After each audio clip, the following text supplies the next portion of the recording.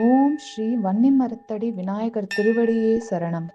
வன்னி மரத்தடியில் இருக்கும் விநாயகர் வரம் கொடுப்பதில் வல்லவர்.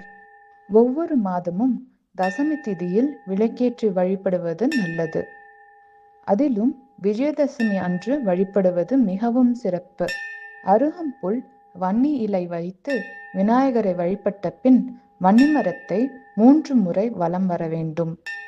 வன்னி மரத்தின் காய்ந்த இலை அல்லது குச்சியை பூஜை அறையில் வைத்து வழிபட்டால் துஷ்ட சக்திகள் விலகும். வன்னி மரம் விருத்தாச்சலம் விருத்தகிரீஸ்வரர் கோயிலில் ஸ்தல விருட்சமாக உள்ளது. கோவிலில் உள்ள மரத்தை தொடாமல் வழிபடலாம். தொட்டால் தோஷமாகும். பெண்கள் வன்னிக்காயை பொடி செய்து சாப்பிட்டால் கர்ப்ப பிரச்சனைகள் நீங்கும். ஆண்கள் வன்னி மரத்தின் பட்டையை பொடி செய்து சாப்பிட்டால் மலட்டுத்தன்மை நீங்கும். நம்பிக்கையுடன் செய்தால் வன்னி மர வழிபாட்டினால் திருமணத் தடைகள், கடன் தொல்லை, மனக்கவலைகள், பித்ருதோஷம் நீங்கும். நினைத்த காரியங்கள் நிறைவேறும். வன்னி மரத்தடி விநாயகரை தொழுது வாழ்வை உயர்த்திக் கொள்வோம்.